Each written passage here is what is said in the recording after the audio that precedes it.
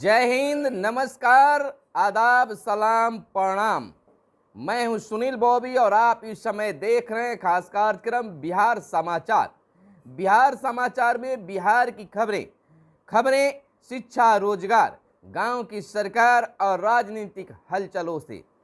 क्या है विद्यार्थियों के लिए खास खबरें, क्या है ग्राम पंचायतों के लिए खबरें, क्या है शिक्षकों के लिए खबरें, तबादले पर क्या है विचार, तमाम चीज़ों पर हम खबरें आपके लिए अपडेट लेकर प्रतिदिन आते हैं और आपको बताने की कोशिश करते हैं कि क्या आपके काम की खबरें हैं। तो अब बिहार की सड़कें 2024 तक अमेरिका की बराबरी करेगा, अमेरिका की तरह होगा बिहार की सड़कें।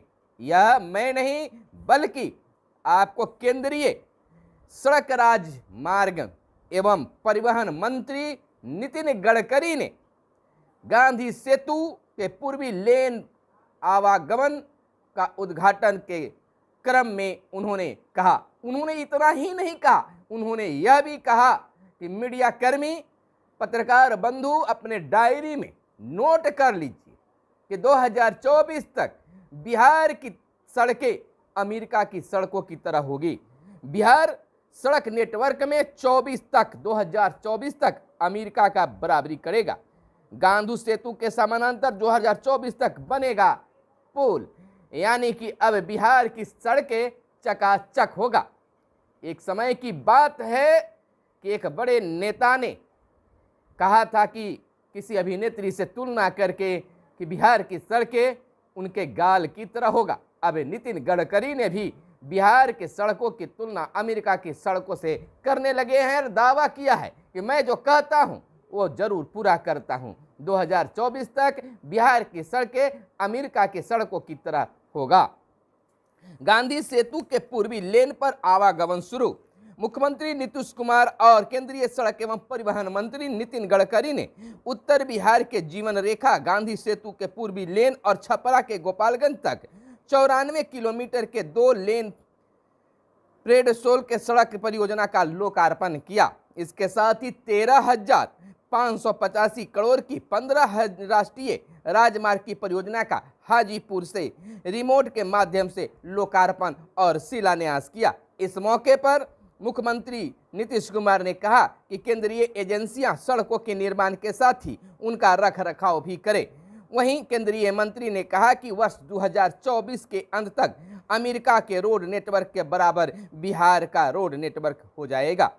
उन्होंने राज्य सरकार की तारीफ करते हुए कहा कि मुख्यमंत्री नीतीश कुमार के नेतृत्व में बिहार में बेहतर काम हो रहा है। राज्य में गंगा नदी पर अभी बन रहे हैं 17 पुल। बिहार के मुख्यमंत्री नीतीश कुमार का यह बयान है। 5 घंटे में पटना पहुंचने के लक्ष्य हो रहा है काम।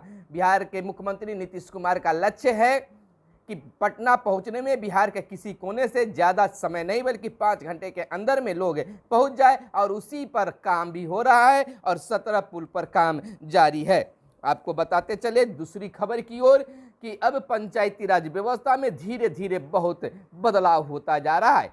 जहां तक पावर की बात होती है तो पावर में भी अब इस पर कार्य होना शुरू हो गया है। बात जिला परिषद की करते हैं तो डीपीआरओ होंगे जिला परिषद के अपर मुख्य कार्यपालक पदाधिकारी। पंचायती राज विभाग ने जारी कर दिया है आदेश। जल्द स्वतः प्रभार ग्रहण करने का होगा कहा गया है। आपको बता दें कि जिला पंचायती राज पदाधिकारी डीपीआरओ को जिला परिषद का अपर मुख्य कार्यपालक पदाधिकारी बनाया गया है। पंचायती राज विभाग ने बीते दिन को इसके आदेश भी जारी कर दिया है। विभाग ने कहा है कि डीपीआरओ अपने कार्य के अतिरिक्त जिला परिषद के अपर मुख्य कार्यपालक के रूप में काम करेंगे। पंचायती राज मंत्री सम्राट चौधरी ने इसकी जानकारी मीडिया को दी है। यानी कि मीडिया को पंचायती राज मंत्री सम्राट चौधरी ने कहा है कि अब डीपीआरओ होंगे जिला परिषद के अपर मुख्य कार्यपालक पदाधिकारी। तो बहुत कुछ बदलाव होते जा रहे हैं और खुशी भी व्यक्त की जा रही है। लेकिन हमेशा एक कह सकते हैं काम के लिए आवाज उठाई जा रही है। वार्ड सदस्यों को मात्र दिखावे के लिए बनाया गया है। इस तरह की बातें वार्ड सदस्य संघ के द्वारा उठाया जा रहा है कि वार्ड सदस्यों को केवल यूं मुखौटा बनाकर छोड़ दिया गया है। उनसे ना तो कोई काम लिया जा रहा है, ना काम करने का मौका दिया जा रहा है। और बात भी सच्चाई धरातल पर दिखती है। तो इसको लेकर भी अब मंत्री के कानों तक बातें पहुंच गई है और इस पर शीघ्र ही आदेश भी जारी होने वाले हैं। इधर आपको बता दें कि सोलर लाइट की चर्चा हमेशा बनी रहती है। सोलर लाइट को लेकर भी कई बात मंत्री के द्वारा कहा जाता रहा है और पंचायती राज विभाग भी हमेशा इसमें सुधार की योजना बनाती रही है। आपको बता दें कि स्ट्रीट लाइट योजना की प्रगति की जानकारी अब ऑनलाइन होगी। गांवों में लगने वाले सोलर स्ट्रीट लाइट की प्रगति निरंतर ऑनलाइन जानकारी पंचायती राज विभाग को मिलेगी। इसको लेकर विभाग ने तैयारी भी शुरू कर दी है। सोलर स्ट्रीट लाइट योजना से जुड़ी हर गतिविधि विभाग के पोर्टल पर दर्ज होगी। इसको लेकर जिला, प्रखंड और पंचायत स्तर के पंचायत के पदाधिकारियों कर्मचारियों को दिशा निर्देश जारी किया गया है। इधर बिहार के नियोजित शिक्षकों ने मांग किया है तबादला को लेकर। ऐसे तो बिहार के नियोजित शिक्षक करीब 10 से 12 वर्षों से लगातार अपने तबादला की मांग करते रहे हैं। खासकर महिला शिक्षकों की बात है, यानी कि उनका कहना है कि हमें काफ़ी दिक्कत होता है, समस्याओं से घिरे, हमें तबादला बहुत ज़रूरी है। अब उनका जिस प्रकार से मंत्री जी के द्वारा, शिक्षा मंत्री जी के द्वारा वादा किया गया था, वह वादा पूरा अब तक नहीं हुआ है। अब शिक्षक संघों ने भी मांग उठाना शुरू कर दिया है। कहा है कि शिक्षक बहाली से पूर्व ही शिक्षकों का, नियोजित शिक्षकों का तबादला होना चाहिए। अब इस पर क्या शिक्षा विभाग सोचती है, बिहार सरकार सोचती है, ये तो आने वाला वक्त होगा। लेकिन शिक्षिकाओं की दर्द छोटी नहीं बड़ी बताई जाती है, समस्याओं से घिरे हैं, प्रतिदिन दुर्घटनाओं के शिकार होते रहते हैं और इसको लेकर कई शिक्षक संगठनों ने भी शीघ्र तबादला की मांग भी कर डाली है। इधर हम आपको बता दें, इथेनॉल से बदलेगी बिहार की अब तस्वीर। मक्का, धान और गन्ना के किसानों को होगा फायदा, गडकरी का कहना है और बिहार देश की जरूरत पूरी कर सकता है, नीतीश कुमार का यह मानना है। इधर सीएम से केंद्रीय मंत्री गडकरी ने की भेंट और निर्मल बने झारखंड युवा जदयू अध्यक्ष। तेजस्वी को न बुलाने से राजद हुआ नाराज। राजद प्रदेश प्रवक्ता चित्तरंजन गगन ने महात्मा गांधी सेतु की पूर्वी लेन के लोकार्पण समारोह में नेता प्रतिपक्ष तेजस्वी प्रसाद यादव को आमंत्रित नहीं किए जाने पर आक्रोश जताया है। बीते दिन जारी बयान में श्री गगन ने कहा है कि इस योजना की क्रियान्वित कराने में नेता प्रतिपक्ष की महत्वपूर्ण भूमिका रही है, पर उन्हें भी सामान्य विधायक की श्रेणी में रखा गया, जबकि पुल का एक बड़ा भाग उनके निर्वाचन क्षेत्र राघोपुर में पड़ता है। आयुष्मान कार्डधारियों के लिए अलग काउंटर। आपको बता दें कि आयुष्मान कार्डधारियों के लिए मुख्यमंत्री सहायता निधि वाले मरीजों के लिए IGIC में एक अलग काउंटर बनाया गया है। इसकी जानकारी संयुक्त निदेशक के वरुण ने बताया है। और सभी योजनाओं में गंगा जल आपूर्ति सबसे अलग। मंत्री का बयान है। जल संसाधन मंत्री संजय कुमार झा ने कहा है कि आज़ादी के बाद से बिहार में विकास की कई योजनाओं पर काम हुआ है, लेकिन गंगा जल आपूर्ति योजना उनसे सबसे अलग और अनूठी है।